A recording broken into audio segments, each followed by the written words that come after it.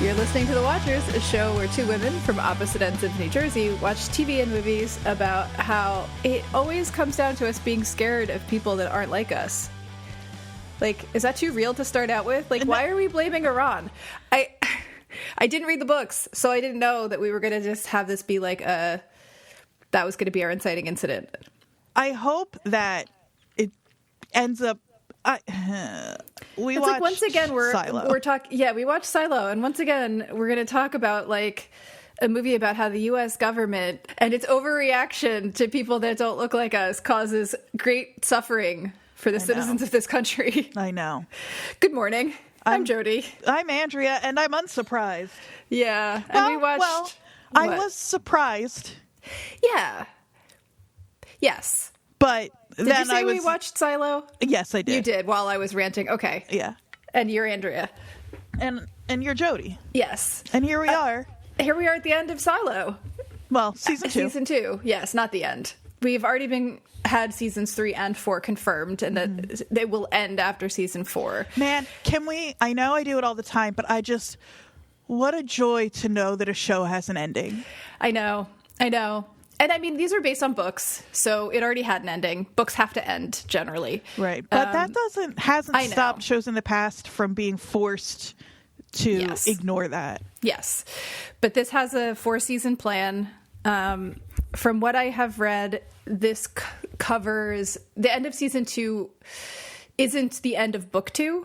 And they have taken liberties, obviously, with different characters. Certain characters were bigger in the books or bigger in the show and vice versa. And things like we know the syndrome, which you might have totally forgotten about because the show is pretty much forgotten about it. But the syndrome was created for the show. It doesn't exist in the books. Right. I think we got one line about it this season that kind of let it go a little bit. Let it go, which is fine by me. Yeah. But I can't say for sure. I don't know how much you know about the books. I know next to nothing.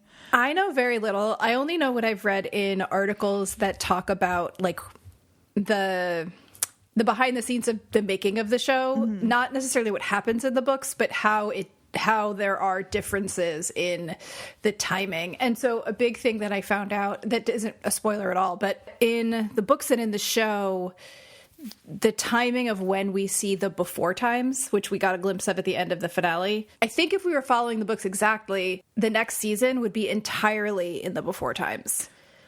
But they're not going to do that. Okay. It has been said. I got nervous for a moment. See, this is what I mean. If we were getting a show that was going to be forced to drag out season after season, we might get a season that is all exactly in the past. Yeah, but because, the star of this show is Rebecca Ferguson, they're not going to just relegate her to non-existence during season 3. So we are going to get both locations. But we are going to get, this is the one thing I do know that isn't, again, a spoiler because it was the final scene of the finale, but that we will be getting a lot more about how we got here. Okay. So I'll say we're gonna give a recap of this finale because what I have noticed, I haven't really done any reading about the finale, but I have seen plenty of articles with titles like Silo Season 2 Finale Explained, Silo Season 2 Ending, What Does It Mean? And so we're going to spend some time working through this finale. I think it's worthwhile, especially if we're going to go into Season 3 and if our listeners want it and we want it, maybe we cover it week to week. Yeah, depending on the schedule. Like, we didn't do it this time. We thought we might, but when the season started, as a lot of people felt, it was pretty slow. And it didn't seem like something that we would have enough to talk about to really make it worth doing. I still feel that way, even though Me too. Now I feel like we have plenty to talk about, but I really think we needed these last 2 episodes. Yes. But this finale to have something to say. 100%. Because I started to go back and look at recaps from each of the 10 episodes of the season. And it's so funny. It's like, you can see the arc of like episode 1, oh my God, she's outside. Like, look at those vistas. Look at that incredible. Then we meet Steve Zahn. Oh my God, Steve Zahn. And then you can see the enthusiasm among all the recappers just kind of dip Right. as the episodes go on. And there's just this lull between like episodes 3 and like 7 or 8 where it's just like, oh my God, we're doing the same thing. And then it picks up again. Right. And it's so funny because I've said that about the show episodically, that the show is great at ending on a cliffhanger, that what has kept me watching each episode is the last few minutes of each episode that brings me into the next one. And it's kind of what happened here across the whole season. I really liked this finale. Yeah, me too. I also think it's easy to say this in hindsight after all of my complaining, but I feel like I was maybe a little harsh about the pacing overall. Yeah, I don't. But what I'm about to say, I mean so sincerely. Okay. I think it would not have felt like such a slog if it weren't so fucking dark. Okay. We have to get this out of the way. It's hard to. I genuinely believe if everything happened, but I could see it a little better, it wouldn't feel so slow. I know it is very difficult to see. Literally, it's like almost hack at this point for people who review TV to complain about the darkness, but it is. It's too much. It's tough. It is really well, you tough. sent me that meme of like people watching the Silo finale and then going to the Severance show notes because it really opening. I had already said it to you before I saw that. I had rolled right into Severance from the Silo finale. Yeah. And I texted you, I was like, it is so nice to watch a show that I can see. Yeah. And then it's if you head to our show cave. notes, I'll link to the somebody posted on Reddit that made me laugh out loud. Yeah. No, I think it's true though. Like it's hack, but it's true. It is too fucking dark. I understand they're underground. I understand especially. But exactly. I understand they're underground. Yes. You don't need to like overemphasize that. And like, they've said because when they're in Silo 17, there's no electricity. It's just generators and backup lighting and whatever. Sure. But still, we get that. You can still light it properly. And we complained about this last week, but it is like, I want to see what more of what this show looks like. They've been so thoughtful about it. It's so like, they've been really, did I just say the word thoughtful? Yeah, you did. They've been so thoughtful about it. It's clearly like real attention to detail. So let me see it a little bit. It's very carefully art directed. And like, if you want to see any of the detail that was worked so hard on, you have to watch the Tested channel on YouTube and watch Adam Savage going through the costumes and the sets with people to really see what they've done. Because it's beautiful, but it's just like, you cannot see it. It is the extreme version of that. Right. So, yeah. But I also think, at least in my opinion, between 3 and 7, like, I was looking at the recaps on AV Club because they're usually pretty fun to refresh my memory on the earlier episodes. And from episode 4, the person that writes them is Saloni Gajar, I believe. And they wrote, this is episode 4. It's also predictable that there's nothing new to unpack. The biggest query I had by the end was, how many steps exist between each floor? That is kind of how I felt around the middle. And like, I still was compelled to keep watching. I didn't pay incredibly close attention to those middle episodes though, because it was like nothing is happening to keep track of. So I think there are probably people who maybe celebrate the fact that the show doesn't feel like it has to throw something new at you every 5 minutes. And it is funny because then on the other end of the spectrum is From, which is also, from what I understand from you. Oh, we'll talk about We're this. going to talk about Evil and From at the end of this. Yeah. And so, but I just think there's maybe a balance. And I know that if this ends up being a show I rewatch, which it could be, I will very likely skip those middle episodes on a rewatch. Oh yeah, probably. I have plenty of positive things to say too. I'm not planning for this to just especially be after the last couple episodes. Yeah. There is one thing that made me want to stop watching this show entirely, which I won't, but I just I did the thing that I shouldn't have done, which was like I started to read some of the comments on the AV Club recaps. Jodie. Well, so one lovely reader said, "Love the show Silo. It's the primary reason, along with Elon Musk's recommendation for this show, that I subscribed to Apple TV in the first place. Oh, no. Along with other high-quality programming like Foundation and lack of commercials, I have no regrets." Good for you, Doug. So there is that one drawback. It is recommended by Elon Musk. You know. But I'll bet he's like... even a stopped clock. Well, and also, like, I'll bet he's watching this show very differently than the rest of us are. Yeah, he's Bernhard. He's like... Or he's the algorithm. Yeah, I was going to say, he can't wait to build 51 silos underground. And to put in the pipes. Play a little, experiment where he gets to decide who lives in Who knows? Maybe we're living in it now. No, because there's no way he'd be able to keep it a secret. That's true. He'd go on Joe Rogan and get stoned and talk about it. Exactly. Every morning in every silo would wake up with an address from Elon Musk. So there's just no way. Exactly. Anyway, all right. So should we talk about the finale itself? Yeah, I think actually before we do that, for folks who watched the pilot episode with us, which we liked, I think we were pretty positive about it overall. Yeah. I was pretty positive about season 1 entirely. Like, I wasn't in love, but I liked it a lot, and I enjoyed it. And I am not afraid to hop off of something if I'm done with it, and I've watched 2 seasons of the show. But do you want to give folks, like, a quick little catch-up of where we are now with, like, a quick catch-up of season 1 and season 2, maybe real quick? Quick. Actually, real that's quick. Not that hard to do for season 2. No, it isn't. And season 1, like, if you leave out, like, you know, a lot of the side plots, it's not too difficult either. So in season 1, we start out with, like, the current sheriff and his wife, and I'm going to kind of skip over that.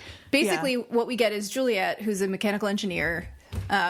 She lives in this bunker. It has 140 floors. There's more than 10,000 people. No one can leave because outside is uninhabitable. She eventually becomes the sheriff through a series of unfortunate events. She also has to... reluctantly. Yeah. Juliet, in general, reluctant. Definitely. That is one of her primary characteristics. Mm-hmm. Her boyfriend dies. She has this, like, secret boyfriend, George Wilkins. And so she wants to investigate his death. She discovers that IT is, like, this sort of wicked mastermind. I will also say I am taking this from an AV Club article, I believe, because I could not state this succinctly, excuse me, obviously. We'll link to it in the show notes if people want to follow along. Yeah. She finds out all this info about IT, so she's banished from the silo, and she is sent out to clean. She's sent out to clean. A whole ritual procedure. It's part of keeping people in check. Right. And if you say the words, "I want to go out," you have no recourse. You're going to go outside. They're going to put you in a suit and you're going to go outside. And until Juliet, it seems like you're just going to die immediately. Part of the thing that she finds out is that the reason that the suits that they put them in when they go out to clean don't work is because the tape is not good tape. It's bad tape. But one of her friends down in Mechanical Walk gets her the good tape, and that's why she survives. And so we get to season 2, and she's out. She's got the good tape. She is walking away. She thinks she's going to get out there, and it's going to be green trees and blue skies. Right. That's the thing, is there's this whole thing about the display that they see in their helmet and it being this beautiful place. But actually that's just in the display in the helmet, and outside is a wasteland. And so she gets outside. She sees the big reveal in the first episode after the cold open of another rebellion in another silo, which we get some context for later. Is she walks outside. She gets up a little bit. She gets a little bit of height, and she sees just like this land of endless silo hatches. So love a hatch. We love a hatch. And so she stumbles around, finds her way into another silo, the closest one to her, and that is where we start season 1, with her getting into it. That's where we start season 2. Yes, thank you. That is where we start season 2, with her getting into this other silo. And sort of, let's see, how do we sum up season 2 from there? I think I can do it, actually. Yeah. I think There are I two can. things happening. Go ahead. Yeah, that's the thing. That's the problem, is that I can. So she gets into the silo. It's abandoned, seemingly. As she is walking to the silo, she sees thousands of dead people. So clearly what happened, we think, is that there was a rebellion. They all decided to go out because they had seen somebody else do like Juliet did, get out and survive. So they were convinced that outside was safe. They all went outside. During this rebellion, they all died. So she goes in. It seems like there's nobody there. And then we immediately realize that there is somebody there. There's a person living in the vault. Solo, played I've by said it before. Steve I'll say Zahn. it again. What a bright spot in this season. 100%. So necessary. 100%. He made such a difference. I have to read this description of Steve Zahn that I came across because it's perfect. It says, this is from Collider, an article. It's actually an interview with Steve Zahn, breaking down the finale. And the intro to the article says, Steve Zahn has always been the pepper on steak and the salt on chips. He's always welcome, a perfect addition, and makes everything he's a part of that much better. That's exactly right. Like, I hope he knows how. I'm sure he does. Yeah. I'm thinking about how lovely it must be to be someone like Steve Zahn, where you just know Yeah. people are going to be happy to see you. Yeah. He's also. He's just, I mean, I would love to be described as the pepper on steak or the salt on chips. Like, that's great. He's perfect. He's one of those people who is always acting. You can tell that he's probably. Yeah. I'm getting parasocial with Steve Zahn right now, but I'll bet he's a joy to have on set. I just think he's probably great. He was one of those joy to have in class types. Exactly. His Yeah. list of credits is a mile long, and just in the last 2 years, he is in Night at the Museum, but specifically he was in Leroy, Texas. He's the reason that I decided to watch Leroy, Texas, and it was one of my favorite things of last year in that episode. Right. He's also in The Righteous Gemstones and Silo most recently. So go. And he was in The White Lotus too, which is something I watched. Yeah. Oh, yep. I didn't know that. That makes me want to watch The White Lotus now. Yeah, he was really good in it. So yeah, we meet Solo living in Silo 17. And so much of so there's 2 points of view in season 2. There is Silo 17 and Silo 18. Silo 17 is Juliet and Solo. Juliet talks to Solo, finds out what happened in 17, realizes that she may have accidentally fomented a rebellion in 18 by surviving and having people see her survive. And so her whole purpose for the rest of this season is to get back. Right. And so we spend all of the season. Well, and it's because we have this finale is so dependent on timing that Juliet has to be coming over the crater as everybody is a second away from going out. Yep. And that can't happen if Juliet fixes her suit and leaves. She's got to fix her suit and almost she's got to. If we didn't putz around in Silo 18 for 8 episodes as well. So we've got 2 points of view. Silo 17, Juliet, Solo. He's very scared. He's been in the vault since he was a child. Everyone died except him, basically. He's been surviving. He's worried that the silo's going to flood. And so he agrees to help her in exchange for her helping him. There's a lot of underwater, so much scuba stuff. Yeah, exactly. Later in the season, we find out that there are other people that have been living there, this little family. They become a danger for a minute, but then not. And eventually at the end, they all get into the vault. Solo is sharing his resources with this other group of people that were there. There's four of them, I think. And Juliet is back in a baby. Juliet's back in a suit and on her way back over. And in the finale is when that happens. In Silo 18, it's all about the power struggle. It's Bernard the mayor, Judge Meadows, who he kills, the rebellion, the people from Mechanical that were Juliet's friends trying to find answers. Sims, and right. his wife, who is clearly Camille. The real brains behind the operation. But it's a power struggle the whole time, and it ends up with one of my high points of the episode is the double crossing of Walk. Like so that fun. But it's like it's all these machinations of like the raiders and who's gonna get arrested and it's like I wish I cared more, and I have a theory about why I don't. And that is they've not done enough to flesh out any of the characters beyond the main core group. Right. So like I like Shirley and Knox and Walk. I don't know anything about them. There are a few moments in this season where we get something that happens that you can tell the show wants us to have a big reaction to. Like when Knox and Shirley kiss, I'm like, yeah, okay, good for them. Right. Great. When there's also back in Silo 17, when it is revealed that we find out. Oh, I know what you're going to say. It seems like they want you to believe Solo has taken over the identity and is pretending to be whoever the actual Solo is in Silo 17. That he is maybe he's an outsider who came in and has something to do with. But it just turns out that's his dad. Yeah. He's just like his dad was Solo. He's a kid, and Which, the way if you watched the first episode, you would have known the entire time. I don't understand why they thought we didn't know this. Well, and even if you didn't, the show wants you to feel like it's a surprise, and even if you were surprised by it, they act like that revelation is world changing. Right, and it's totally not. She's like, he was just a kid, and then I go, oh, he was just a kid. Okay, that's sweet.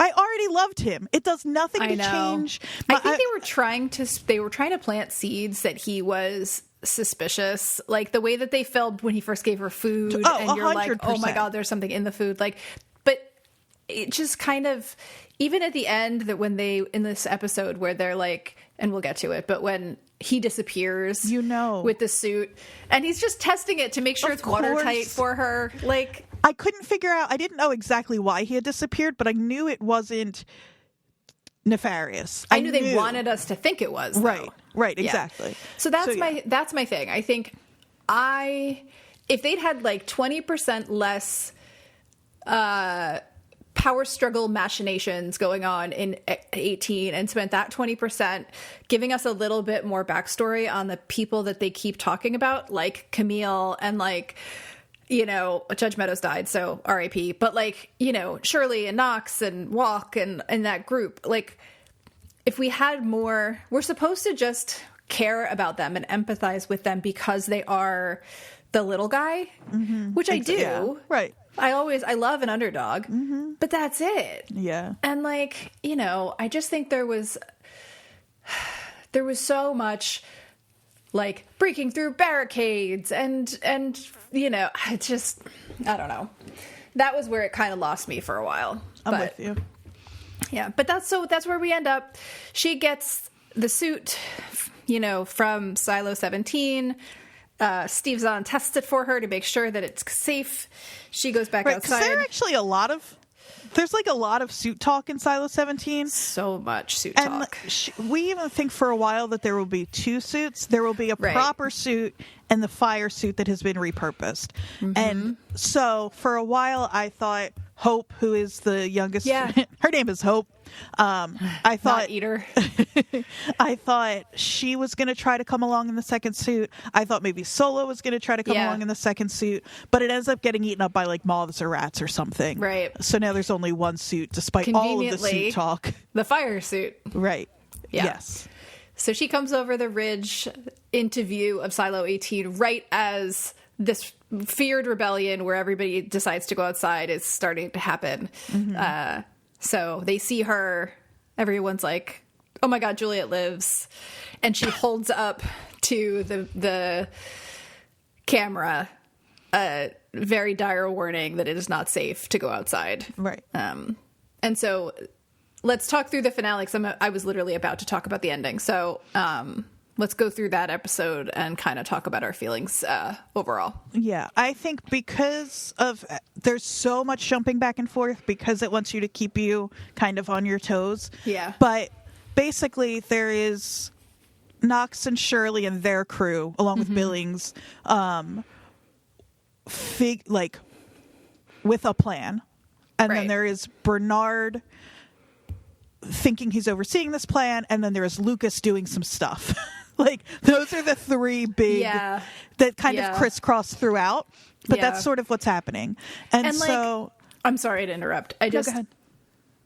I feel like out of all of these people, the one I care the most about right now is probably Billings. And I think this supports my point, which is that we learned a little bit more about him with his wife and the quote unquote syndrome and all of that.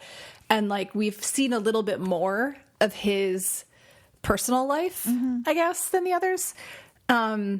And then the other person that I care about is Lucas, but that's just because he's hot. And like, I don't know anything else, but he's attractive and he looks really nice in these scenes. And so I think that actor is really charming. I've liked him since season one when we met him. I just, that's also, this is such a stupid thing to say. It's easier to like someone when they're charming. I struggle with Juliet because she just has no charm. No, I know. But I actually do, by the end of this season, feel more positive toward Juliet than I have all along. They've just made her this sort of like all-conquering, driven, and it's fine, but it doesn't leave a lot of room for anything else. I think watching her soften with Solo in particular has really helped me to like her more. Their sweet awkward hug at the end was great. I know, it's lovely. But so it seems there's been this thing going on the last few episodes where Walk, who we know has been kind of a shut-in, has recently begun like traveling out in the world, and we find out that she has an ex-wife and things are really strained, and her ex-wife has been arrested, and so she's up top. And we know that Walk knows she's being surveilled by Bernard. Right. And so all of these plans are happening. All of these discussions about the rebellion are happening in Walk's little apartment. And it is unclear, although up until the finale, when we start seeing this, we see Bernard watching everybody discussing their plans. And I just knew in my heart that everybody knows that Bernard is watching. Yeah, we're supposed to think that she is actually betraying these people that she loves. Because she loves her ex-wife, whose name is Carla, so I can stop calling her Walker's ex-wife. It seems like her love for her is above. And they kind of hinted that with Teddy, who's one of the younger people, and Teddy's mom, where they're like, they kind of use her as a scapegoat and say like, well, of course she'd betray. She's only trying to protect her kid. We kind of understand that. So that's what's been going on is do we think that Knox and Shirley and everybody know that Bernard is watching them or not? Right. Because we don't have an explanation as to how she could have gotten around the surveillance, given what we've seen. Right. It's because the surveillance is total.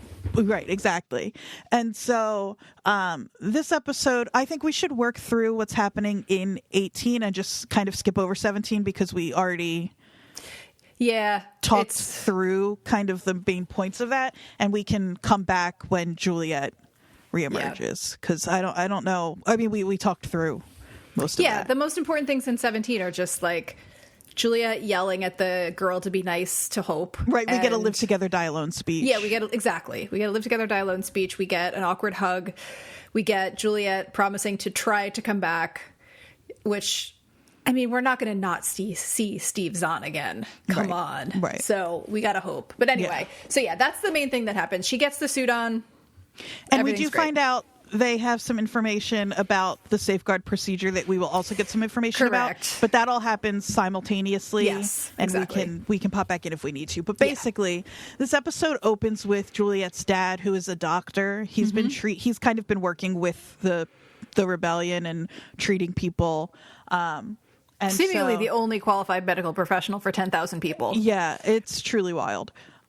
So it opens with him, and we get some like Knox and Shirley talk, and then Lucas in the previous episode has made it to the bottom of the silo where he met, which we talked a little bit about last week, a big voice that is referred to as, of course, the algorithm.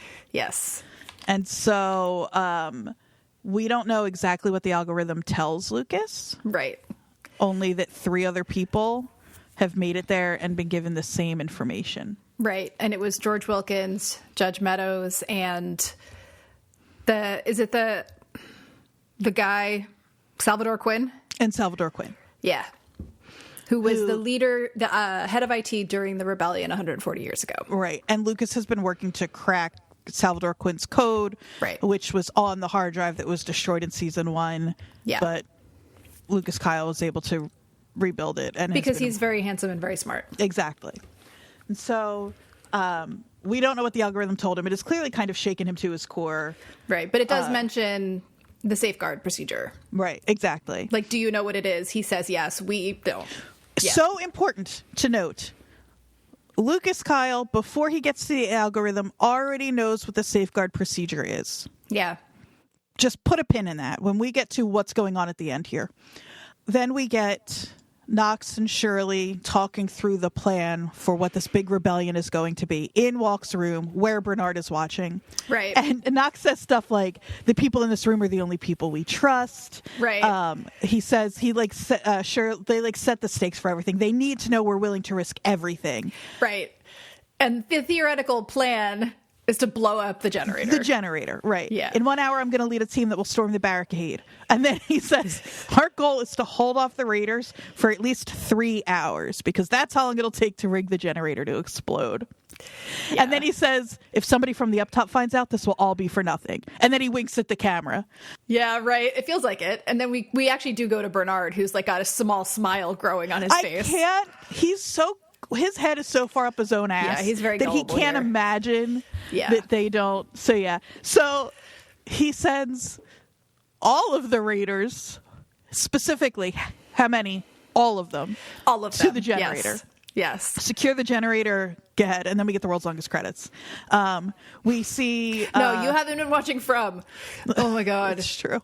The world's longest credits with the same song for 3 seasons now. Evil's got long credits now, too. Yeah, it's too much. What are we Cut it doing? Down. I don't know. I guess they don't care because they know we all have a skip button. We all skip it, yeah. Yeah. We get Lucas on the stairs with the raiders. Everybody's on the stairs. So many stairs. Yeah. And then though, here's where it gets kind of fun for me, because the raiders get down there. Yeah. Knox and everybody are also down there. I thought they were gonna be somewhere else at this point. Right. So then, and they do this like Shirley says, you with me? Wait, it might be the other way around. One of them says, you with me? The other one says, always. And then we get the like 2 clashing forces. Yeah. And so then at this point, I'm trusting that they know what they're doing. Yes. But I genuinely didn't know what the plan was at this point, which is great. That's cool. You're not supposed to. And it worked. Yeah. They get arrested. Billings gets arrested. Patrick Kennedy gets arrested. They all get arrested. They all get arrested. Also, while all of this is happening throughout the episode, Bernard keeps checking his little keychain. Right. That is not lighting up, that we all know when it lights up, he goes and talks to what we assume now is the algorithm who gives him some directive. He's not getting any messages. We get Sims and his wife Camille on the stairs at this point. Mm-hmm. And this is where we find out that they have delivered a message of Billings to somebody somewhere. Right. And so we're starting to get little hints. Yeah, of like things are being put in place, and that Sims and Camille are on this side of it. Right. And they're not sure if they should be, but they are. They did the thing. Exactly. And it does seem like, as we kind of is reiterated later in the episode, that Camille is the smarter of the two by far, and is the one who kind of decided they were going to go this direction. Mm-hmm. Yeah, exactly. Now everybody is in the cafeteria. They've all been wrangled because all of the raiders escorted them up top. And then we start to see all of these people interacting with one another. Lucas and Shirley are talking, and he says, like, she's like, you kicked Randy in the nuts? And he's like, I needed to get up top. But that was a fun scene, actually. Because he's like, oh, sorry. Because he's one of them. He's just been brought up. He was, 3 or 4 episodes ago. In the mines, serving a 5 to 10 year sentence. So he says, don't worry, because it doesn't matter now. Right. So this is what I mean. We know what the safeguard is. We'll get to it. But I just want to keep... The algorithm told him something else. Mm-hmm. That has made him think, safeguard or no, it doesn't matter now. It doesn't matter, yeah. This is where we start to realize that everybody thinks it's safe to go outside. They're starting to believe that story even more. We get to everybody. It's like Walk, Shirley, and Knox are getting put in a cell with Carla. And this is when it seems that Walk has really betrayed them, because somebody says to her, like, Mayor Holland says, "Thank you. The silo is grateful for your cooperation." Everybody seems to be, and I shocked. still don't totally.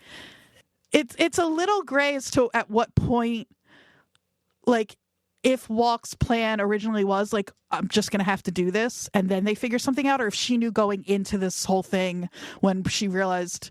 I think we're supposed to believe that she the whole time was like, I'm fucking you guys. Like, we know how to talk to each other, and I'm not going to actually lead my friends into destruction. Right. But the Carla big thing is doesn't. Carla doesn't know, because Carla's been locked up. She says, I hope he sends you out to clean. Yeah. Which is brutal. Yeah. Brutal. Carla has no inside info because she has been separated from the group. Right. And so then we come back to what's been going on down in Mechanical. We see that the generator has been rigged with explosives. But they're not hooked up to anything. But it appears to be rigged with explosives. That's the other Pete. Oh, Nichols. That's the other thing is Nichols is making his way up top. Dr. Nichols with a raider on a cot who seems to have been gravely injured. He tells the people who are escorting him up that they need to stop on the stairs, that the other raiders should continue up and just let them know if anybody's coming. Right. And then that raider pulls his mask off. It's Hank. Of course. Not Yay. Of course, actually. It was a surprise for me. Yeah, I knew there was something happening. Well, because the thing that they've done, there are peripheral people that we tend to forget about. Yeah. Right? And Hank is one of them. And so even though we have seen him come and go with this group, we don't think too much about it when he's not in the inner circle in Walk's quarters. Right. And so that's sort of how they keep us from guessing too far ahead, because they have these other people that could be a part of it because we know they're involved, but they're not in the core group. Right. Like he pulled his helmet off and I was like, oh yeah, Hank. Right. Like, exactly. Yeah, what a nice surprise. While all of this is happening though, Walk has asked to talk to Bernard. She's in his quarters with him. And she's like, I wanted to tell you a story about the generator. And then he says, does every conversation with Mechanical begin and end with the generator? Which is kind of like, yes, kind of. That's their job. Like, so it's their whole fucking life. But she says it's the entire silo's life. Yeah, exactly. But she says that's not where the story ends. So that's when we see everything really starts to happen, because there's somebody up in I guess judicial or the police station area. Right. She sends her like coworker off to check on the people in the cafeteria. Yeah. And she's the one who Camille got a message to. Yep. She opens the cell, gives Billings back his gun. We see a raider nod to Pete Nichols. The theme kicks in. That is the oh shit, stuff is happening theme on Silo. It is 100%. I don't know if I've said this on the show. Probably not, because somebody won't let me cover Battlestar Galactica. Somebody, yeah. Uh-huh. But I won't say who. Uh-huh. But on Battlestar Galactica, the score for that show is incredible. It's so good, and it's so thoughtful, and there are all of these motifs that come back and blah blah blah. But this is so clearly inspired by Bear Grylls, who makes the music for that show, or made the music for that show, that it's like, give us a sound alike. And they did a great job. And so anyway, the Bear Grylls alike kicks in. That's how you know stuff is happening. This is when Hank takes his helmet off. We find out almost right away that there are explosives here on the stairs. That's like he's on the cot with the explosives, but we find out that the timer for them is missing. Yeah, we saw it drop, but we weren't quite sure what it was at the time. Yeah. And then we also find out that the raiders who've gone downstairs to the bomb find out that it's not connected. Right. It looks like real explosives, but it's just, said like, oh, they didn't get to connect it, or they acted like we got interrupted. Or they got interrupted. Yeah. And so this is where I'm going to read what Walk says to Bernard, and then I'm going to ask you a question. Okay. She says, see, the generator's loud. Over the years, crews have developed hand signals. I taught that to the kids. So in my workshop, when you thought what you saw in that camera was all that was being communicated, we were actually having a whole different conversation. And you see Bernard start to realize he's been had. Yeah. Do you know have we ever, this is the only thing that I love it. I love that. That's fun. That's cool. It's plausible. But have we up to this point ever seen them communicate that way at all? Okay. I would love. Not that I know of. I mean, obviously I wasn't looking for it, but no, I haven't noticed anything. But fine. But it just seems like that's something that would have come up. We would have seen that happen. We've seen them working around the generator and screaming at each other. So I do think it's fun, though, that right before that scene, we do see someone at the generator screaming to someone else. Right. It's like, yeah. You guys have way more effective ways to communicate, but fine.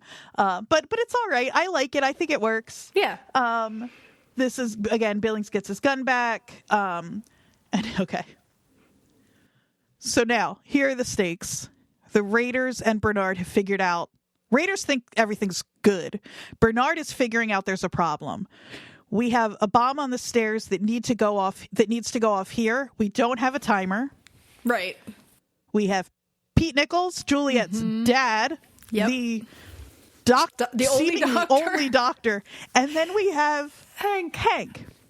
And Pete takes his watch. Dr. Nichols takes his watch off and hands it to Hank. He says, give this to Juliet. He also says, if she's alive. He's not even sure that he believes that she's alive. Right. And that watch is the one that George gave to Juliet. It wasn't working. She got it working. And then it was given back to Dr. Nichols when Juliet was sent out to clean. Right. It's super sentimental. Yeah.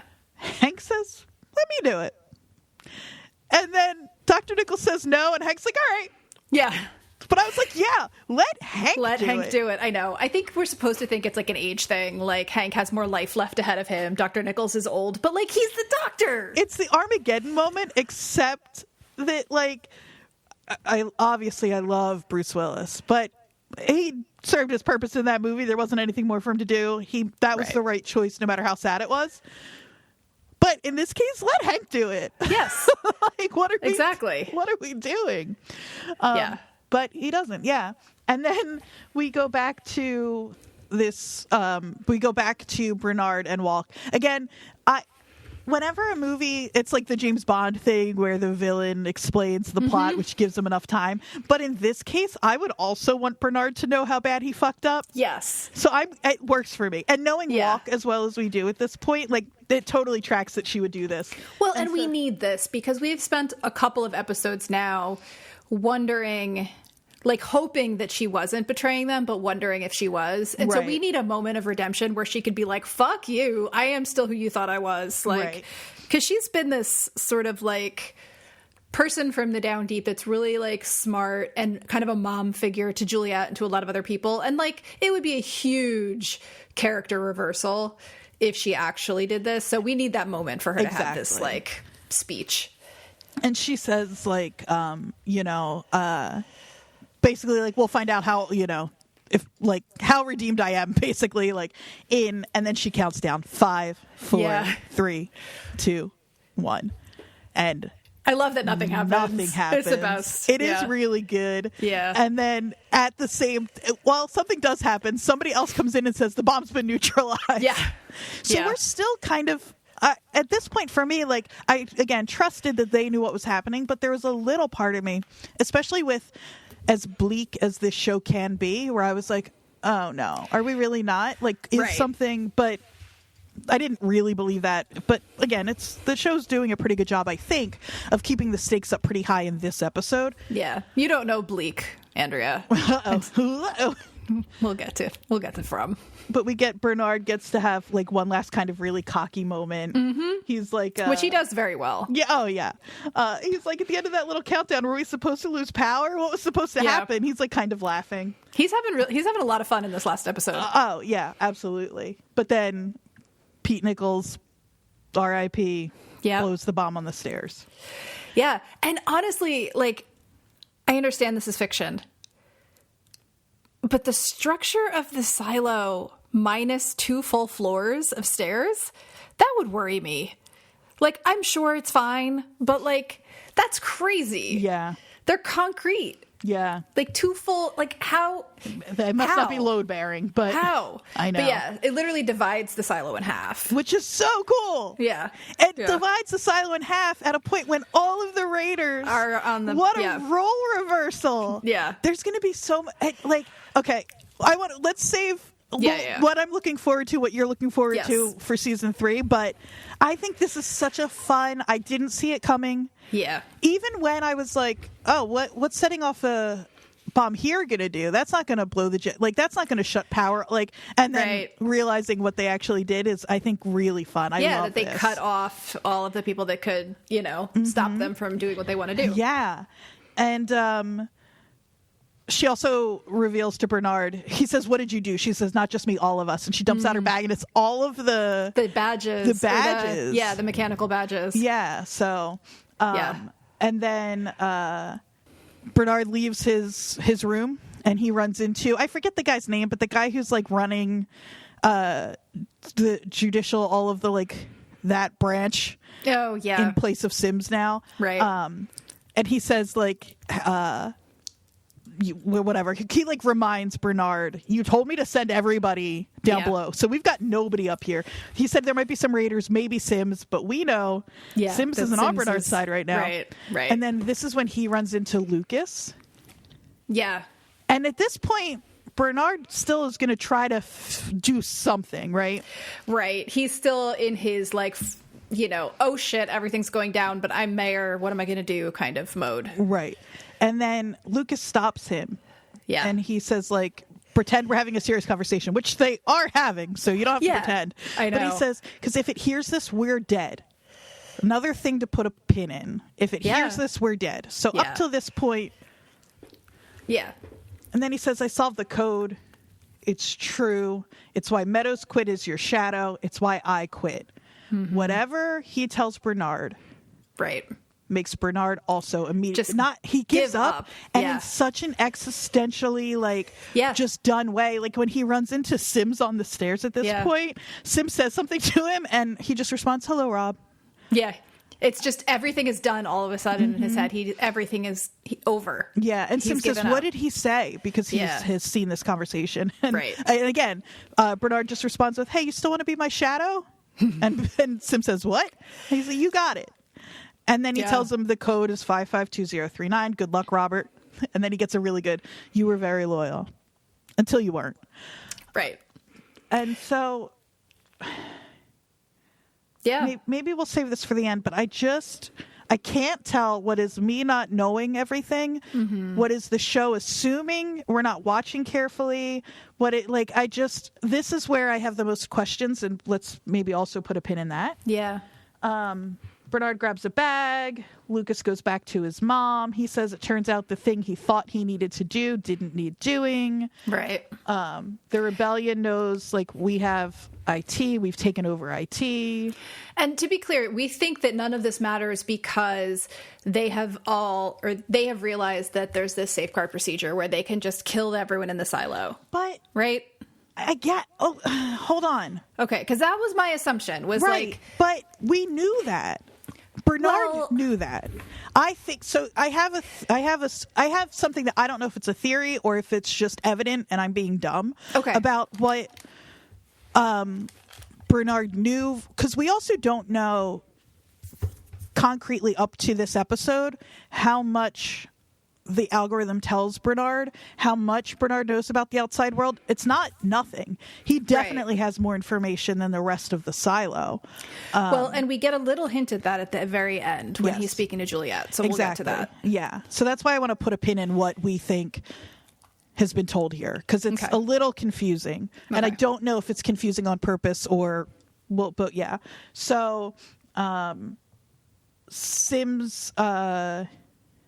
Bernard is making his way up as Juliet is making her way to the silo, as Sims and Lucas Kyle are having a confrontation. Right. And Sims barges in and says, what did you say to Bernard? He's got the gun out. Lucas does not give a shit. Doesn't give a shit. He says... he doesn't even care if he kills his mom. Well, okay, so this is another thing. We're just putting all of this together because Lucas says, Bernard made the mistake of assuming everything is okay because the little keychain is not lighting up, but he was wrong. It's not lighting up because it's over. Right. Sim says, what's over? The rebellion? No. Then what? What did you say? I can't tell you. I won't tell you. Yes, you can kill me and my mother. It doesn't matter. You should go. Go to the vault. See the legacy while there's still time. You'll know it when you see it. And then, oh, this is good. The code is 55. I know what the fucking code is. Yeah. That I really liked that. One of Common's better line deliveries. Right. Yeah. Yeah. He's gotten better throughout across seasons 1 and 2. You can tell. What I do like, he's not. I love Common. I say this every time he comes up. I love Common. He's not a great actor, but he is really trying. Yeah. He also just like he isn't given a lot of scenes where he can have anything besides like anger and stoicism. Right. Yeah. But he's just not quite at the level of like other folks. Yeah. Everybody's trying to get into where Bernard has kicked everyone out from because they all want to go outside. Yeah, Patrick Kennedy is like leading this let's go outside thing. I love it. Yeah. He's decided that it's safe. Juliet's coming over the hill. Everybody sees it because everybody is upstairs. This is when she cleans. Right. And Walk says she lives. It's like, yeah, girl. Yeah. Yeah, we know. We get it. Yeah. She holds up the banner. Real quick, one thing we haven't mentioned in case people hadn't watched is like throughout the season there was this rash of graffiti that said Juliet lives around the silo. And that was the first excuse for arresting folks from Mechanical. And so like that, even though it's kind of cheesy that Walk is like she lives, like it is definitely like it's a callback to the it's so cheesy. I know. But so all of that, Juliet is here. She's trying to open the door with her little crowbar. That's so funny. I know. I don't know why she thinks that would work. It's like, yes, we know you're strong and like you can theoretically heal from the bends yourself in the water. Like, but I learned the bends. Not that big of a deal. Really? I thought they could kill you. It can if you're really stupid about it. Okay. But like, it's actually not. You kind of can heal yourself from the bends. Okay. But she also was like severely infected and terribly hurt and all of these other things. And now she's fine. But but Bernard opens the vault. Right. Because he's opens the hatch. Yeah. Because he wants to go out. Because he doesn't care anymore. I think that's interesting to just put a pin in because like he was so blown away by Judge Meadows wanting to go out, knowing what he knows about the outside and couldn't wrap his brain around it. But she's one of the people that got to the tunnels and knows, and that's after she quit being his shadow after that and like has kind of turned into a hermit and like has isolated herself. And so like he's shocked that she wants to go out knowing what she knows. And now he's in that place too, because now he knows and he's like, oh, nothing matters. I'm going outside. And he has been really power hungry, obviously, but he really has been trying to protect, if not the people in the silo. Yeah, he thought he had a purpose. 100, and he was so single-minded on this that he was willing to kill Meadows, who he loved, I think, and has made these big, awful sacrifices for this purpose that he's been so committed to. And in 30 seconds, less than that, Lucas destroyed it. Well, and it's this whole thing, like, he thought that he had an important role. And it turns out he was just another pawn. Right, exactly. Sims is in the vault now. Yes, with Camille and his son. And his Anthony. Son. Yes. And the algorithm asks him what he's doing there, and he says, I want to save the silo. Another pin. So do I. Yeah. Judge Sims, you and your son must leave the vault. Camille can stay. Obviously, she's again has been the brains behind this operation since day one. So fine. And now finally we get Juliet and the silo via Bernard reunited. Right. And they have a big conversation here. Right. Which I think, so I was reading an article about this that said that every word that he says in that conversation is important. So just to kind of frame that, in one of the articles I read on Screen Rant with Graham Yost, the creator, it says that he said, I will say that in that final confrontation between them, every word is important. There are certain key words that you'll see come back big in season 3. Okay, so let's work through this then. Yeah. Bernard says, why are you here? Juliet says, I'm here to keep everyone from going out. And then he's a little confused. He's like, you're the reason everyone wants to go out. And she says, if you wanted to shoot me, I'd be dead. Why are you here, Bernard? And he says, I just want to go outside, feel free for one fucking moment of my life. And then she says, so why the gun? He says, for the end, if the pain is too much. There's no point what you're trying to do, save them. It's out of your hands. It was never in your hands. Mm-hmm. In my hands, anyone's hands. And then she says, because of the poison they can pump in? Yeah. And he says, you know about that? Juliet says, oh, I know about that. But I don't know who do it, and I don't know why. And he says, I know the who. Right. The algorithm, probably, but maybe not. Maybe not. I think he thinks the algorithm. I just don't know. We also don't know when he says, I know the who, that can be specifically down to the name of a person, or I know there's something outside of this. Right. But I don't know why, and I don't fucking care. After all I've done, sacrifice to find out it never really mattered. Right. They call it the safeguard procedure. Juliet knows. An innocuous little term that means they can kill us at any time they want. My theory, it got to listening to this now, I was like, is this a theory I had, or did they already tell us this before? I thought I knew that there was poison that they could kill everybody at any time they wanted. I thought what they hadn't told us for sure, but is pretty true, is that poison can work in either direction. And that my theory is that it's not actually the suits, that poison can be let out in the area around. And that's why if you get over the hill. That would speak to there's a comment in there somewhere, and I wish I could remember where, and it might be in this section, where they're talking about the people that left Silo 17. And that Solo says they didn't die when they went outside, not at first. Yep. Yeah. And so that's the question, is like, would they have been okay? If they like you're saying, if was the poison released outside to kill them as they left? Right. Yeah. Is my guess. And that they capped it, that maybe Solo's mom didn't know that, and dad, that they only capped it from getting into the silo, but didn't know that it that's possible. Could also be capped. Like, that would also need to, yeah. And then Juliet says, he says an innocuous little term that means they can kill us at any time they want. She says, no, maybe not. He says, what do you mean? She says, look, I think I figured something out.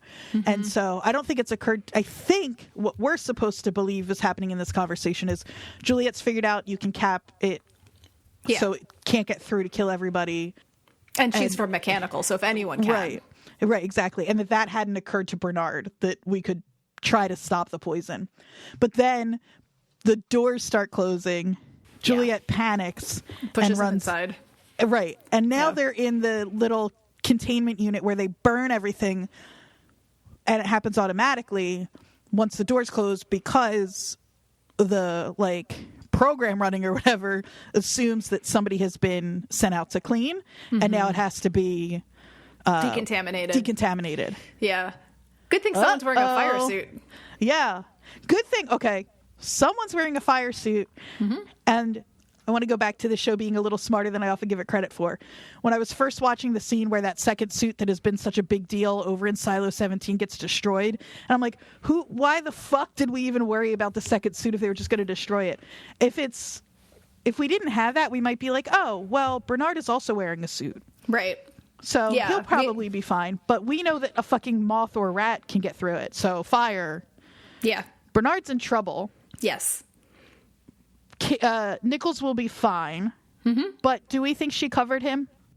It's hard to tell. I think there are a couple of options. One is Bernard, we see she kind of pushes him. I don't know that her covering him with herself in a fire suit would be enough to save him. But it might be enough to save him for a little while. Yeah. I could see Bernard getting to stick around for a little bit in season 3 to deliver some information that Juliet really needs. I think I could also see him dying in that moment and her coming in. Yeah. Yeah. Could go and having way. to tell everybody, all of that. I really love watching Tim Robbins. But I do kind of think Bernard's story. Yeah, well, it feels like they're setting up a transition in leadership, right? Yeah. Like they're bringing in Camille.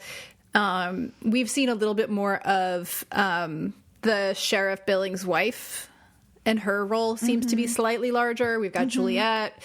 We've got Walk kind of being out in the world again. So it does seem like there's a bit of a turnover. And there's really nothing more for him to do because he doesn't have anything, and he's not interested in getting power back. And he's not somebody who is useful in any way other than being a shill for the powers that be. Yeah. And so that's that. Yeah, he's not welding anything. Mm-hmm. And then...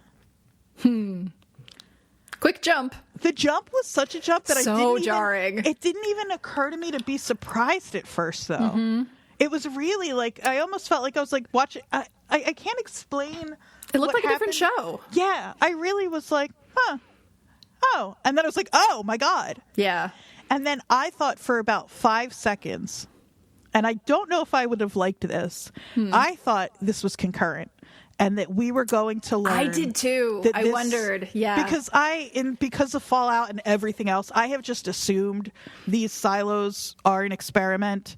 That my assumption has been, even before this episode, that there are 50, technically 51, because that's DC in the center, and then the rest are around this center, wheels on a spoke or spokes on a wheel. Every state has one, has been my assumption, especially because of this is the Georgia one. Not that they're in each state, but that each state got a silo. Sure. And that we were going to find out that was happening concurrently, and they were being watched over. Wait. How badly do you want to suddenly just teleport briefly into the New Jersey silo? Specifically me, should get a little peek, 5 seconds into every other silo. I just want to know what all those other states' silos look like. Jersey's crushing it. I just want to go to Jersey silo, man. Our farm is great. Organized crime are Yeah. We've got people in charge that, we don't worry about what they do. They keep us safe. Mm-hmm. They keep us fed. They do what they want to do. Fine. I think the Jersey silo is crushing. We're having parties. We've got some great food. Mm-hmm. It's a blast. If I got to be in one silo, that's where I'm going. We've got great music. Absolutely. I'm just not... We've got the descendants of Bruce Springsteen and John Bon Jovi starting bands together. Nobody's trying to get outside because we're not asking questions that we don't need to ask. No. You just keep your head down, keep your mouth shut, hang out. And it's fine. Somebody has found a way to save the water from New Jersey to make bagels.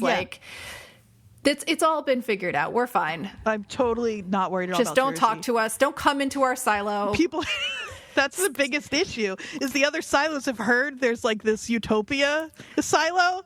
And if Juliet comes to our silo, we're not opening the doors. No offense. Fucking way, Juliet. Yeah, no, we're fine. Way. You know who's allowed in? Who? Patrick Kennedy. If he comes knocking. He's got Jersey vibes. Yeah. Endless Mike is from... Patrick Kennedy is literally from Jersey. That's right. So he's invited. Yeah. He's the only one. We're fine on our own. Yeah. 100%. I do desperately want to take a little peek into all those other silos because that's something we don't totally know. Though there are theories, but anyway, it's not. Yes. Sorry, I just got so distracted at the idea of a Jersey silo. I just wanted to think about it for a minute. Of course. But it's not. The case isn't that they are in some weird fenced off zone. Right.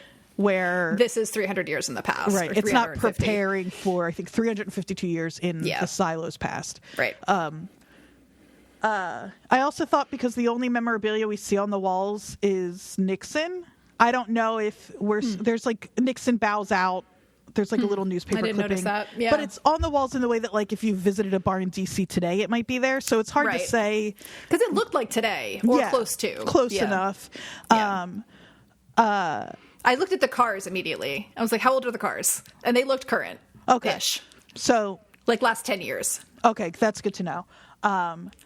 There's somebody scanning at the door of this bar where this congressman, clearly this junior congressman, I think from Georgia, is making his way in. And he says, they still got you doing this outside, to the guy scanning him. And he says, you ever get a red? And the guard says, not really. So whatever this threat that they're scanning for is, we're not totally sure how. It's implied that it's radiation. Right. But we're not sure how real it is, if there was a threat and it has since mostly dissipated, or if it's something they're preparing and assuming. Right. But then this congressman meets Helen. Yep. Who they're clearly on a first date. Well, we think they are. Thinks. Yeah. And so does he. Yeah. We find out pretty quickly she's a journalist for the Post. So this is Ashley Zuckerman from Succession and Jessica Henwick, who was in Game of Thrones and one of the Knives Out movies.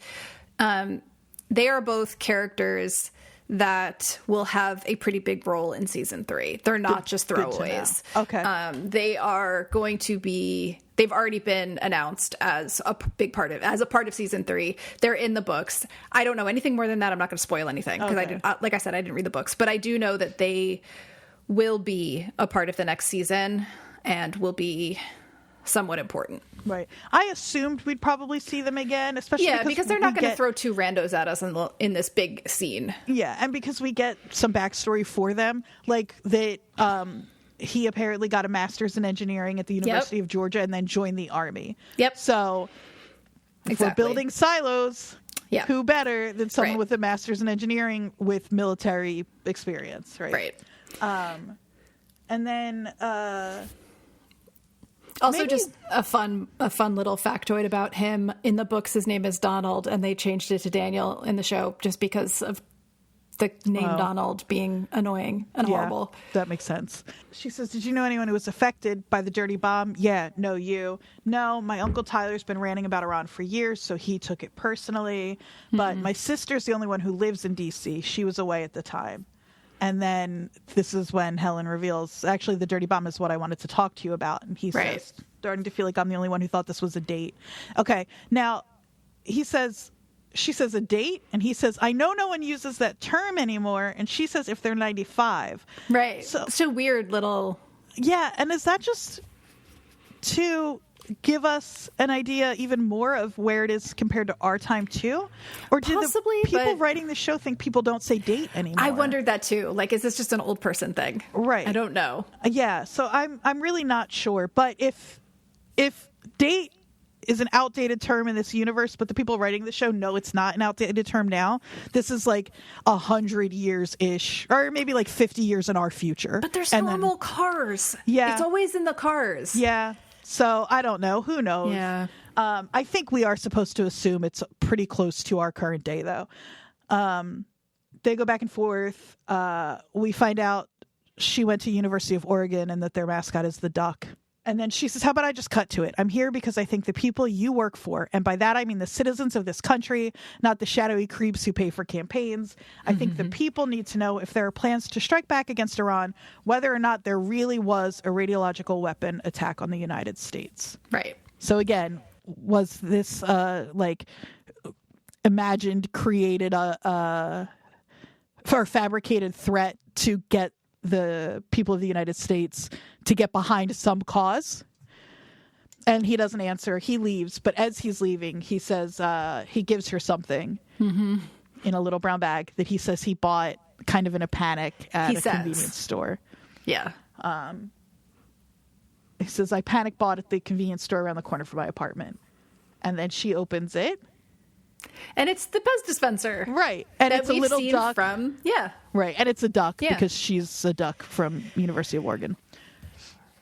Right. But also this is clearly supposed to be the Pez dispenser that George Wilkins has that is, planted by Juliet and pops up again. Sims gives it to his son in season 2. It's one of the relics that keeps repeating. Yeah. And we're at the time not totally sure if it's significant just because it's something from the past and they're so locked down on that, or if it has any more significance otherwise. So we still don't know that, but it's back.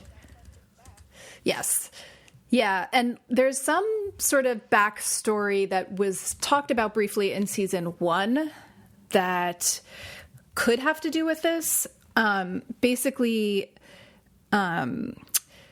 in season 1, and I'd completely forgotten about this, but this was mentioned in relationship to the Pez dispenser of it all, that George Wilkins comes from a family of flame keepers. Do you remember this term? It was a group of women who were dead set on fighting against the Silo's oppressive system. So this could mean that Helen was among this first group. Like, maybe Helen, obviously she has the Pez dispenser, probably ends up in Silo 18. Right. Possibly. And so this is from Screen Rant. It says this could mean that Helen, too, was among the first few flamekeepers who questioned the Silo's authority, just like she confronted the congressman in the flashback. Cool. So, and we know that the Silo is obsessed, obviously, but they're so obsessed with the idea. This is also something that's sort of fallen away in season 2. They're so obsessed with the idea of rebellion and fear of it that they can track your likelihood of being rebellious and are like genetically, like, or biologically, like, breeding out rebellion in people. That's what the little the little birth control yeah. And so and it also we also have kind of gotten away from the obsession with relics in season 2, but the big one of the big themes in season 1 was like, if you are caught with anything that is from the before the rebellion, like, you are in serious shit. Yeah. So, and that's still a fact in season 2, but it's not really a plot point at all. Right. Especially because we are so behind the scenes with what's going on in the Silo that, like, we see relics all the time because we're in the vault and we're in Silo 17, where they obviously, like, they're not in the same, they don't have the same thing happening. So, yeah. So all of that to say, I think, and again, I'm going to spell this out because people have seemed confused about it online, and I was too a little bit until I watched this again and thought through it. I think Bernard has been under the impression that there's one Silo. These are the last 10,000 people. They are the chosen ones who will be there to repopulate the Earth. I don't think he knew about the other 50 silos, or if he did, I assumed he had. That's interesting. Well, I think this is where it's hard to talk about. I don't think that's what Lucas Kyle told him. Oh, there are 50 silos. I think he already knew that. Yeah. We know he already knew that because he talks to somebody about it and says technically 51. I don't know if he learned that from what Lucas Kyle decoded. I think he already knew. But then he already knew everything. What could the algorithm have told him? Because he also already knew about the safeguard procedure. I think there's something else. I think there's just something else about, like, the overall plan for these silos and, like, the goal of them. Like, I think there's just a bigger thing behind it than just we're just surviving. What could it be? Because then I was like, I don't know. I'm not a writer. Okay, I'm not asking you to tell me what it could be. I'm asking you to play in the space. I'm asking you to play in the space with me. Okay. I thought up until the finale, the theory I'd been building was every state gets a silo, and they get to run it. Somebody, however, each one is run differently, and it's going to be whichever silo, kind of like what we think is happening with Fallout. I think whatever silo does the best job is the one that gets to repopulate, and then they're going to make the decision on purpose to safeguard the other 49 silos, and that's pretty brutal. Yeah. Right? Yeah. That, like, we could save 500,000 people or whatever. I can't do the math. What's 50? What's 10,000 50 times? Are you kidding me? We could save all of these people, but we are purposefully going to kill 90%. I mean, that's interesting. I think that I have been swimming in, like, unknowing and been happy to be unknowing, just assuming that there's some other nefarious thing happening that we don't know about yet. Because I just think, but if that's the case, what about that? What about learning something to that effect? I just don't know what Bernard could have learned that he didn't already know. Like, because it's like, oh, could he have learned there are more silos? No, we think he already knows that. Could he have learned that they can kill them at any time? It seems like he already knows that. But did he? That's what I don't understand. So. I don't think I didn't get any sense that he knew that before. Like, to me, what I understood, and I could be totally wrong, is that what he learned was that they could all be just exterminated at other people's whims, and that everything he doesn't matter. But everything he does still does matter at that point, because he could be working to keep them from doing that. Yeah, but I think so. To me, Lucas already knew what the safeguard was. He tells the algorithm that. But so my assumption is that Bernard, let me see if I can phrase this properly. That if they use the safeguard procedure isn't tied to how well Bernard does his job.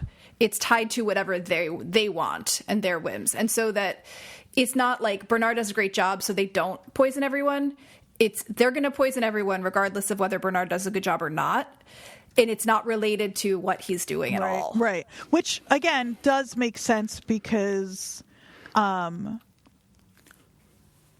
does work with my theory, because it isn't really about one silo. Like, if a different silo, Yeah, and I don't think the idea of like repopulating is actually, and maybe I'm wrong, but to me it never seemed like the driving force. Like it doesn't seem like the world is going to be inhabitable again anytime soon.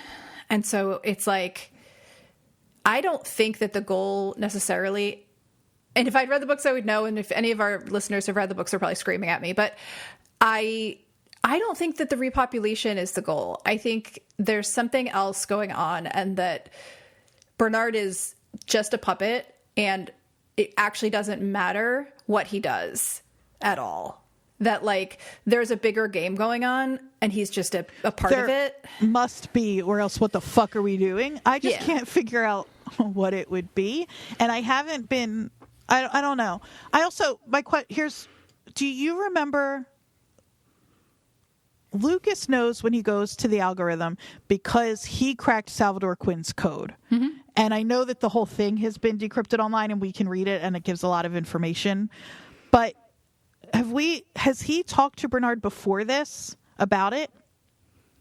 About what? About the code? The answer that he found? No. Okay. So let's take Bernard out of it, because Lucas Kyle had the same reaction once he talked to the algorithm, but he went down to the algorithm knowing about the 50 silos, because he and Bernard, technically 51, because he and Bernard talk about it. He went down knowing about the safeguard procedure. Yeah, I don't think it's that complicated. I think it's literally just that, like, their purpose is not what they think it is. But he knew that from Salvador Quinn's letter. He didn't learn that from the algorithm. So what did the algorithm tell him that is different from... That's what I'm saying, is like the algorithm to me told him something about what the whole game is. Like that none of this is what you think it is. This is going to sound terrible. I'm not that curious about it. I'm just not. Like, they're going to reveal it to us at some point. Yeah. And like, there are things that I'm curious about and there are things that I'm not. And like, to me, if I knew the answer to that question, I wouldn't care enough to keep watching. Like, that to me is probably the big secret of the whole thing. And so, like, if I know the answer, then why bother? Right. I get to a point with these kinds of shows where I'm like, I don't know what they could tell me that would be surprising. Right. And I think that's the way I feel also. And that's why I kind of don't want to know. So I guess season 3, we'll see more of the... Yeah, we're going to see more of the outside. Yep. And it sounds like they're going to combine it, even though in the book it's not. They're going to combine it with more from inside the silo, because we don't want to just let Rebecca Ferguson not work for a season. Right. So, and I don't know, and I don't want you to tell me. I don't know if in the books, the next book is all in the past, if then the book after that returns to Silo 17 or to a totally different silo or what. Yeah, but I don't know the answer. That's interesting. Yeah. In terms of how the plots will line up, because obviously they won't then, at least part of it won't line up with the book that it right. Well, the timing, the way it's presented might not line up, but the plots themselves might still adhere to it. They might just like show them in different sequences. Right. But basically, it's already been confirmed that season 3 and 4 are going to be 10 episodes each, and that season 3 is already filming and season 4 is fully written. Wow. So they know what they're doing with all of this. All right. All right. Is there anything else about Silo you want to... So I just wanted to I thought it would be fun to do a little like of season 2 are like high points. For me, the high points were obviously Steve Zahn. We love the Zahn-assance. Apparently that giant beard was incredibly annoying, but he hated wearing it. Steve. But he looked like a little Muppet kind of really coming out of that vault. When he looks into the mirror in this episode, which he clearly hasn't seen himself in a mirror in a long time, and he says, I got so old. I know. Oh, my heart. Steve Zahn. Steve Zahn is definitely one of the high points for me of season 2. I really enjoyed I was reading on Reddit, some people were really anti the flip to present day, or to quote unquote present day. At the end, they said it was like terrible. Oh, really? I liked it. Yeah. Some people liked it, some people hated it. But I really liked the jarring nature of it, to go from like the same palette the entire time in the dark to still nighttime in the dark, but slightly better lit. Just, it felt refreshing. I agree. Walk's reversal, her triumphant moment with Bernard. And then the other high point for me was the reveal, which I think actually maybe happened at the end of season 1, but was reiterated when she steps out of the silo and sees the landscape of all the other silos. We knew that at the end of season 1, but it is really... But it's really dramatic, and we didn't know about all the dead bodies that she's about to walk into. Yeah. And I do think it's interesting that I read that the skyline that she sees in the distance looks like Atlanta. Yep. Yeah. So, yeah. So that's interesting. Yeah. So what about you? What are the sort of like the moments you enjoyed the most, or the things you enjoyed the most? Steve, for sure. 100%. The pepper on the steak and the salt on the chips. It's so I'm going to remember that forever. Yeah. And then also that I cheered out loud when I realized we were going to get a heist montage. I just love in Ocean's 11 that. Yeah. Everybody doing their part. I really liked getting to see inside the vault. Yeah. I liked all of the... Lucas Kyle is a real bright spot for me. I think he's fun and charming, like I said, but I really liked getting to watch him just run around with an iPad for that one episode back in a big library full of stuff. I wasn't sure we'd ever get to see it, if that was going to remain a little mystery for us, so that was fun. I also thought that was neat that we got to see the vault in 18 and how pristine it is and how it looks like sort of like some, Library of Alexandria. And then we see it in 17 where it's lived in and it's more like almost used in a way. It was cool to see the comparison between the two. And it does make me want to see everybody's vault. Yeah. Oh, I want to see the Jersey vault. Oh, I bet there's some like airbrushed shirts. Yeah. Oh, yeah. And some like, beach passes. Oh my God, that'd be so cool. Somebody needs to do like a mock-up of what the Jersey silo would look like. Specifically. Again, I do just give me just 5 little seconds in each vault. You think any of them have proper lighting? God, probably There's not. no reason. Listen, because one of the kind of fun things about Silo 17 in particular, is how analog everybody living their day-to-day lives are living, but Bernard and IT have this really sophisticated surveillance, and the algorithm is like Siri times a million, and clearly has ears everywhere. Yeah, and when you go into that vault, it's that only well-lit place. Are you okay? She heard me. I forgot she's down here. Oh. I'm not sure I understand. That's scared so terrifying. The shit out of me. Yeah, that was genuinely... I saw you jump. My heart is racing. That's really funny. Anyway, and I think that juxtaposition is really fun, and I just wonder if that's the case everywhere, or if some of the vaults have just been like open about their capabilities, and in that case they've got LED lighting and they figured out lighting. Yeah. That would be nice. But who knows? I bet the California silo is really well lit. Yeah, probably. Yeah, they figured it out. They've got a bunch of like Klieg lights in there. Just let me see. Just let me see a few seconds in each one. It's a special episode for Andrea. That can be the whole episode. Yeah. Nobody talks. I don't need any. Just I just want to see. Just let me see. Like one of those 3D Zillow tours where you can navigate through. Just real quick. I'd watch that. I would love that. I'd watch that. So. Yeah. So that was Silo. I have a feeling if it lines up for us, we will probably do a week to week on season 3. Yeah, depending on timing, for sure. Mm-hmm. I mean, I'm excited for season 3 because the thing that got me down on this season, as I have said ad nauseum, is the repetitiveness of the middle episodes. It was just too much time doing the same thing. And I stopped caring. Yeah. And it sounds like they're going to have more to work with now. Exactly. Oh, here's what I'm looking forward to for season 3. When the people up top, who are the down deep folks, rig up a little pulley system so they can send stuff down if they want. Mm-hmm. And when something happens with the generator where they have to negotiate with the raiders, that they'll like, fine, we'll send Shirley down to fix things, or we'll send Teddy down, and there's a really tense episode where, I'm just really excited to see, because they're not going to let all the raiders die. No. No. And it's so funny when you said they rig up a pulley system, all I could think of was like those videos you see on Instagram or TikTok of some old lady like sending a basket on a rope out the window to get a cat. Exactly. To like bring the cat upstairs. Right. That's what I'm picturing. That's what I'm picturing too. Something very like... Yeah. But I just can't wait to see how things run in the silo with this divide. And like, is it going to be that the people who are now below are slowly working on repairing the stairs? And so we have that as a, and then there's an episode like where they can almost reach across. Yeah. Sistine Chapel situation. Right. Exactly. Yeah. So I'm looking forward to,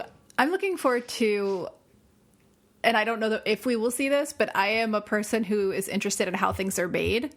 Mm-hmm. So like learning more about the construction actually of the silos. I think that would be really fun. It is the kind of thing I could see them kind of gliding over though, because it's such a technical Though they did let us spend an entire season talking about suits and water pressure and tubes and all. So who knows? True.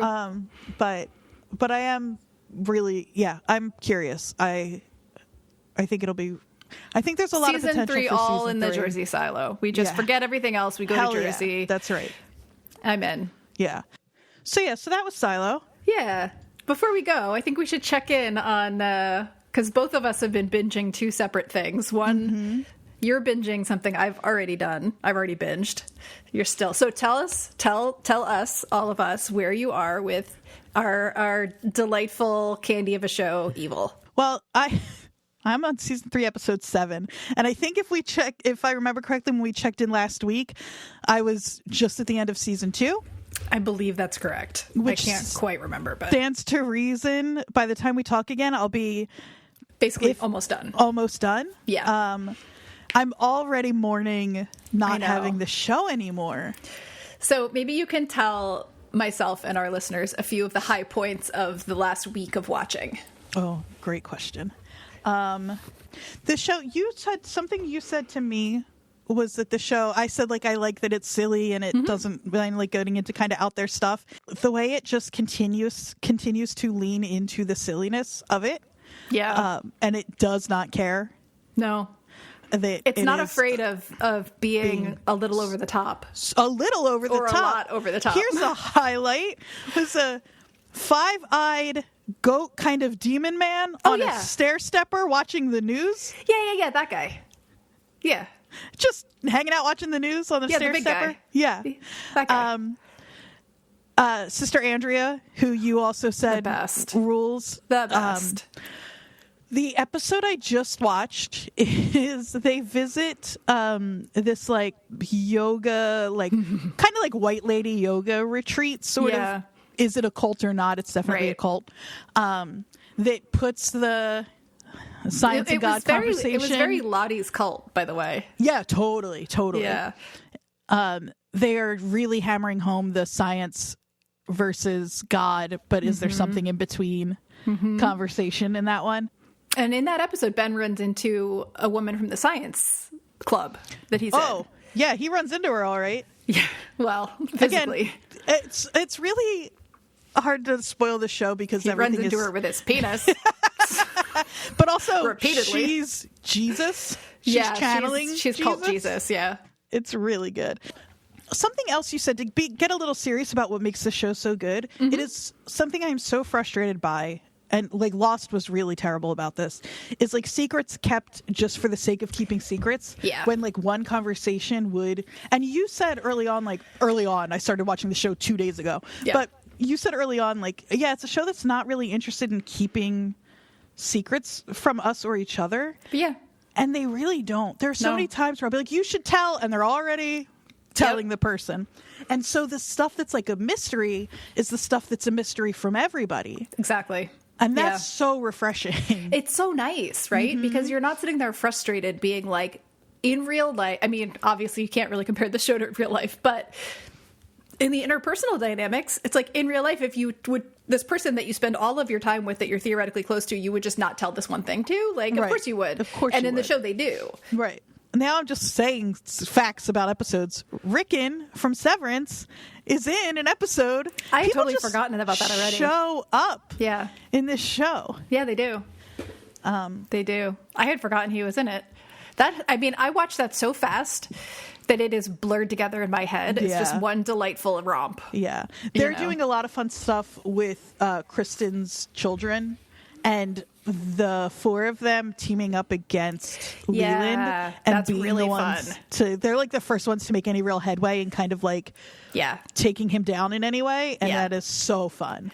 Yeah, I really enjoyed that plot line of the Yeah. four of them kind of taking him on.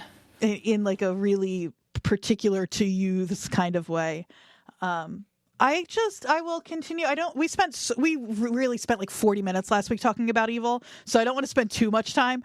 But if you haven't watched it yet, beyond that first episode that we watched together, It's so fun. I just genuinely can't believe how much joy I've gotten from this very silly show. Yeah.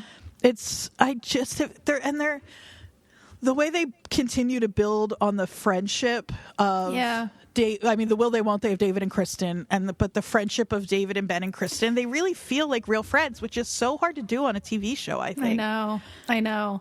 It's that like ragtag group coming together that shouldn't work, but they do. Yeah, and there are oftentimes groups of friends on a show where you're like, they would never be friends in real life. They're too opposed. And these three are pretty opposed in a lot of ways, but I still totally buy their friendship. Yeah. Also, No, I think so. Father Acosta, Michael Coulter, is maybe the most beautiful person on earth. He's so perfect. So in love looking. with him. I also Yes. really love how people comment on the looks at this cult one. Somebody walks up to David and Kristen and says, like, you're the two most beautiful people I've ever seen, which is like a funny culty like vibe thing for her to have said, but it's also probably true because they're two TV stars who are beautiful. Yeah. No, he's ridiculous. I think there's also a scene where somebody walks up to them and identifies someone other than David as the priest a couple of times, and he has to be like, "No, that's the me. priest. That's me." I know I'm so hot like, and never no, wearing my you're collar. too hot to be the priest. But I'm the priest. Yeah. Yeah, it's great. It is. It's great. I cannot encourage you people more to go watch it. I love it. I can't believe I'm going to be done with it in so soon. Like 3 days. Yeah, and I said to my housemate, I was like, we're going to need to find a new candy show, though it might be good to get my life back. And they were like, oh, well, I'm ready to dive into more of From. And I said, that show's not candy. That show's work. Show. Jodie, are you rewatching again? Okay, so I need to explain myself here. So I was feeling like after we did the pilot, and I was a very reminded, good pilot. Exactly. I was reminded that I enjoyed the pilot and that I thought it was really well done. And I was like, maybe I was unfair. Maybe I was just in a bad place or not mentally, like, I don't know, in the right state of mind. Did you watch like one episode just to see? Sure, yeah, or 2 full seasons plus the first episode of season 3. And what's your verdict?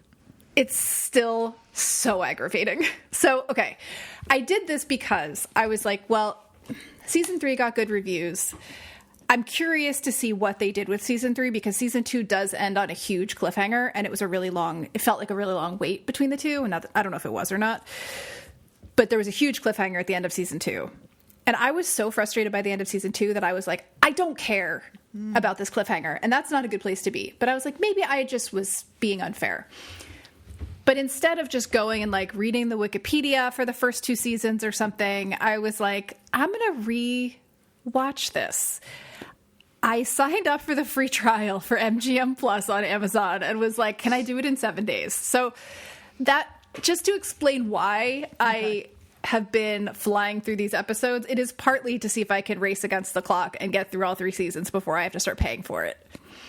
Okay, that's fair. So when I got through all of season 1, I was like, okay, this isn't as bad as I remember. Like, it kind of moved along at a decent clip. It's throwing random shit in all the time.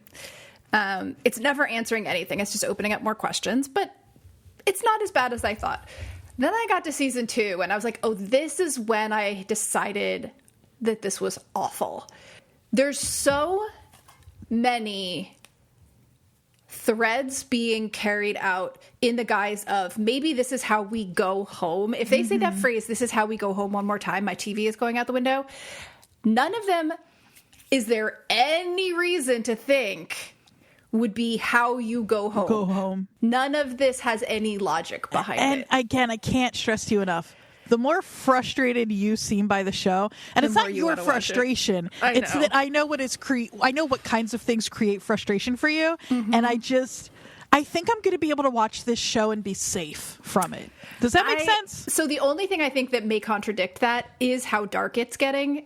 Season 2 is literally just suffering. I need a little something. Suffering and suffering and suffering. And I was like, I wonder if season 3 will be any different. I've only watched 1 episode of season 3 so far.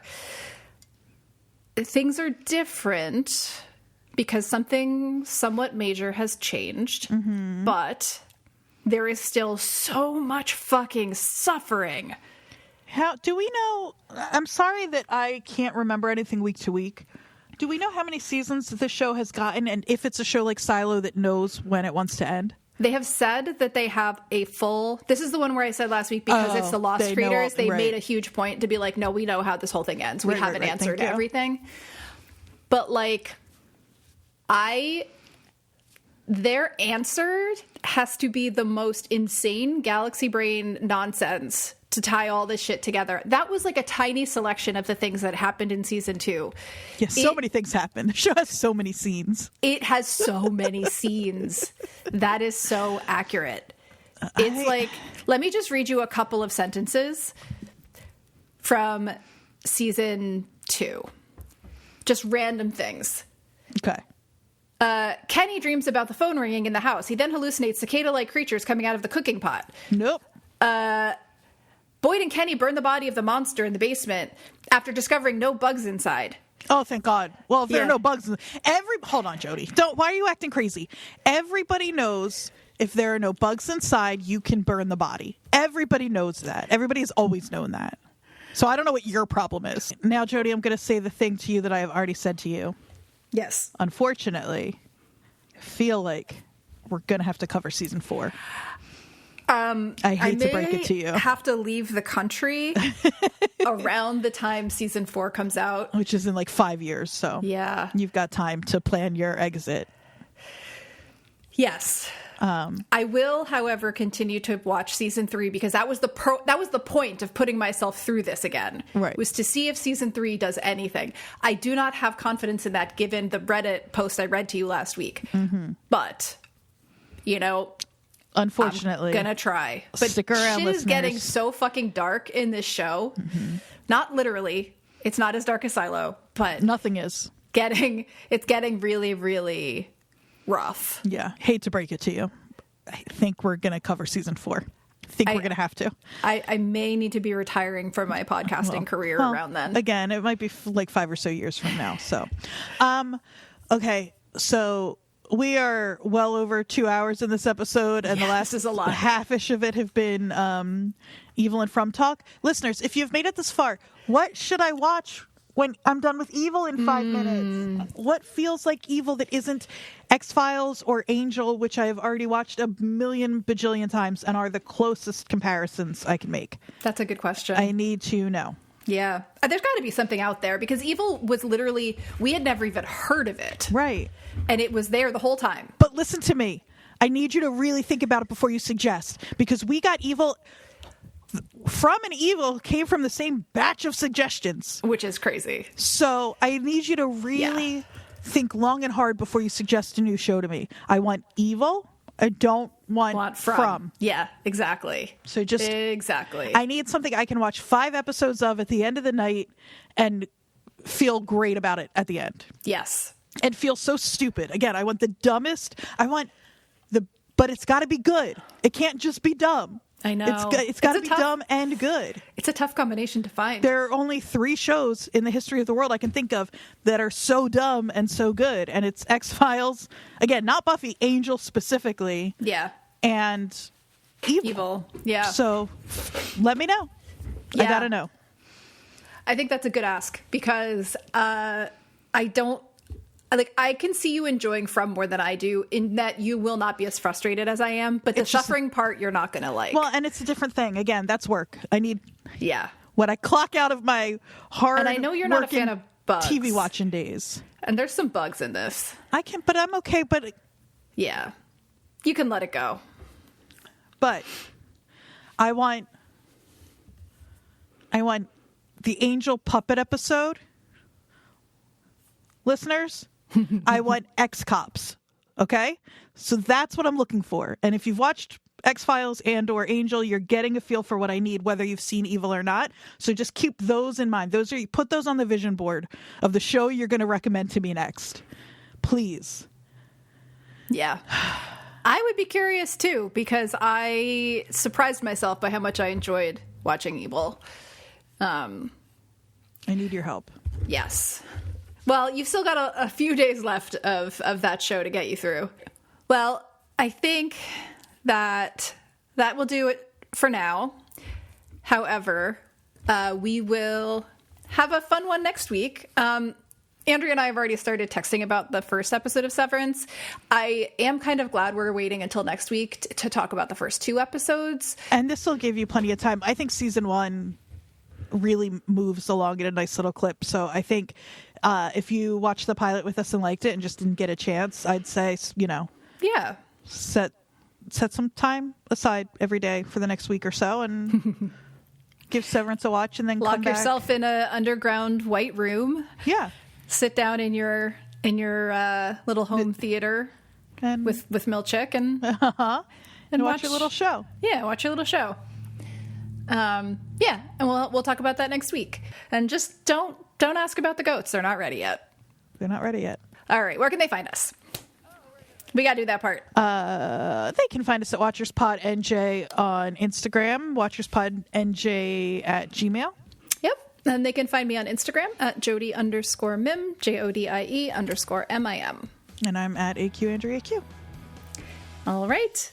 We will see you next week doing our macro data refinement.